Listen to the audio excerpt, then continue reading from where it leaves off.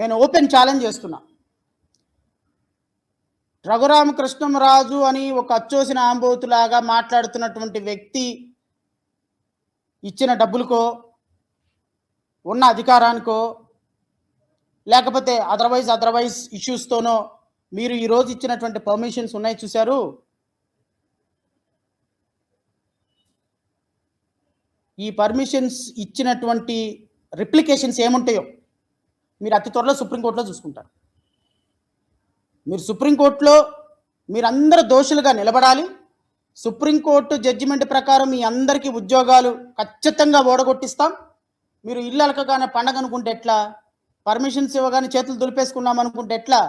22వ తారీఖు ఇన్స్పెక్షన్ 5 గంటలకి, 22వ తారీఖున సాయంత్రం 5 గంటలకి కలెక్టర్ ఇన్స్పెక్షన్ చేయమని అధికారం ఆర్డర్లు ఇస్తుందా? 23వ తారీఖున పొద్దున 10 గంటలకి ఇన్స్పెక్షన్ చేసేసేసి రిపోర్ట్ సబ్మిట్ చేసేసేటప్పటికి ఇన్స్పెక్షన్ చేసేసి 23వ తారీఖున ఇన్స్పెక్షన్ చేసేసేసి రిపోర్ట్ ఇచ్చేసి లోకల్ వాళ్ళని ఒక్కళ్ళు కూడా ఎంక్వైరీ చేయకుండా రిపోర్ట్ ఇచ్చేసేసి ఇది రామాలయం అని చెప్పేసి టెంపుల్ చేస్తారా? 23వ తారీఖున సాయంత్రం 5 గంటలకి ప్రొసీడింగ్స్ ఇస్తే 24వ తారీఖున మున్సిపల్ కమిషనర్ ప్లాన్ పర్మిషన్ ఇచ్చేస్తాడా? ఈ దేశ చరిత్రలో, ఆంధ్రప్రదేశ్ రాష్ట్ర చరిత్రలో ఈరోజు పెడితే బిల్డింగ్ ప్లాన్ రేపు ఉదయం 10 గంటలకు బిల్డింగ్ ప్లాన్ వచ్చినటువంటి ఒక్క కేసు చూపించండి. ఇది బిల్డింగ్ ప్లాన్, ఇది బిల్డింగ్ ప్లాన్. బిల్డింగ్ ప్లాన్ ఇవ్వడానికి ఎన్ని డాక్యుమెంట్లు సబ్మిట్ చేయాలి? 30 డాక్యుమెంట్లు సబ్మిట్ చేయాలి. అసలు ప్రభుత్వ స్థలానికి బిల్డింగ్ ప్లాన్ ఇచ్చే అధికారం నీకెవడిచ్చాడు? ప్రభుత్వ స్థలానికి బిల్డింగ్ ప్లాన్ ఇవ్వచ్చా? ప్రభుత్వ స్థలాన్ని ఈ కమిటీ, ఆలయ కమిటీ ఎప్పుడు ఏర్పడింది? శ్రీరామ ఆలయ కమిటీ ఏర్పడింది నిన్నగాక మనం రిజిస్టర్ చేయించారు. సాక్షి పేపర్లో వచ్చిన తర్వాత ఆ సాక్షి పేపర్లో చూసుకొని మీరు రిజిస్టర్ చేయించారు. 22వ తారీఖు సాయంత్రం ఇన్స్పెక్షన్, 23వ తారీఖు ఎన్ఓసి, 24వ తారీఖున బిల్డింగ్ పర్మిషన్, 25వ తారీఖు సాయంత్రం కంప్లీట్ డెమాలిషన్. అంటే అధికారులు ఎంత ఫాస్ట్గా రాజకీయ నాయకుల కోసం పనిచేస్తున్నారో ఒకసారి ఆలోచించమని కోరుతున్నారు రాష్ట్ర ప్రజలు. నిజంగా మీ దగ్గర కనుక నిజాయితీ ఉంటే మధ్యరాత్రులు చేయరే. నిజంగా మీ దగ్గర నిజాయితీ ఉంటే ఇదిగో ఈ విధంగా గంటల వ్యవధిలో పర్మిషన్స్ వస్తాయా? గంటల వ్యవధిలో కూలగొట్టేస్తారా? సుప్రీంకోర్టు జడ్జిమెంటు, హైకోర్టు జడ్జిమెంటు తీసి పక్కన పడేస్తారా? అధికారులు ఒకసారి ఆలోచించుకోండి. రఘురామకృష్ణంరాజు రేపొద్దున మొన్నటిదాకా నర్సాపురం ఎంపీగా ఉన్నాడు. ఆ నర్సాపురం ఎంపీ తంతే మళ్ళీ ఉండిలో వచ్చి పడ్డాడు. అది కూడా 173వ సీటు. వస్తుందో రాదో ఊగిసలాడాడు. మీరు రాకపోతే నేను ఆత్మహత్య చేసుకుంటాను, రాకపోతే హార్పిక్ తాగుతారన్నాడు. ఎందుకు వచ్చిన గోల ఈ దరిద్ర మోహానికి? ఎందుకులో పొద్దున రోజు రచ్చబండ పెడతాడు 10 గంటలకల్లా. ఎందుకు వచ్చిన తలకాయ నొప్పి ఈ పెంట మీద వేస్తారు రాయి ఎందుకని? కూటమి ప్రభుత్వం ఏదో లాస్ట్ మినిట్లో ఆ సీట్ ఇచ్చింది. ఆ మినిస్టర్ పదవి ఇస్తే సర్వనాశనం చేస్తాడని తెలిసి ఏదో కామ్గా కూర్చుంటాడులే, మూలం కూర్చుంటాడని ఆ డిప్యూటీ స్పీకర్ పదవి ఇస్తే ఆ స్పీకర్ పదవి నచ్చల. ఆ స్పీకర్ పదవి నచ్చక కూర్చున్న పడవని తవ్వుతా ఉన్నాడు. ఏదో రోజు నీళ్లు పైకి వస్తే పడవ మునిగిపోద్ది, దరిద్రం వదిలిపోద్దని ఈయనతో పాటు ఆ కూటమి ప్రభుత్వాన్ని కూడా ముంచడానికి కూర్చున్నాడు. ఈయన మునిగింది కాక రేపు కలెక్టర్ని ముంచేస్తాడు, ఆర్డీఓని ముంచేస్తాడు, కమిషనర్ని ముంచేస్తాడు, తహసీల్దార్ని ముంచేస్తాడు. మీ నలుగురు మునగపోతే నన్ను అడగండి. I'm responsible for this.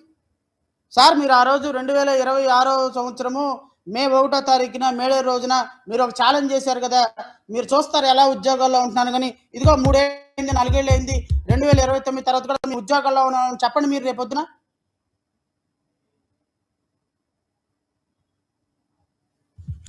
So పాస్టర్ల యొక్క క్యాస్ట్ సర్టిఫికేట్ క్యాన్సిల్ చేయించడం, ఎవరెవరు గుళ్ళకి వెళ్తున్నారా, చర్చిలకు వెళ్తున్నాడని సీసీ కెమెరాలు పెట్టడం, చర్చికి వెళ్ళినోడు బైబిల్ పట్టుకున్నవాడు దశమ భాగాలు ఇస్తున్నారు లేదని భూతద్దాలు ఎత్తి చూడటం మీ స్థాయికి తగింది కాదు, మానేయండి రఘురామకృష్ణ. నేను ఇప్పుడే ఒక మంచి కామెడీ వీడియో ఒకటి చూశాను.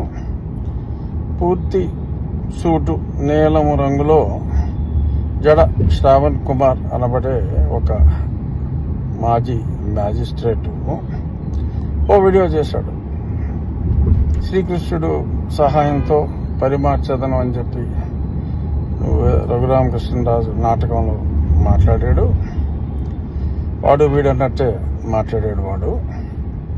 సరే, అది వాడి సంస్కారం. ఎందుకంటే వాడు అన్నారు కాబట్టి వాడు అన్నవాడిని వాడు అనక తప్పదు కనుక నేను గతంలో శ్రావణ్ కుమార్ గారు అనేవాడిని, కానీ వాడిని వాడు అనక తప్పలేదు. వీడు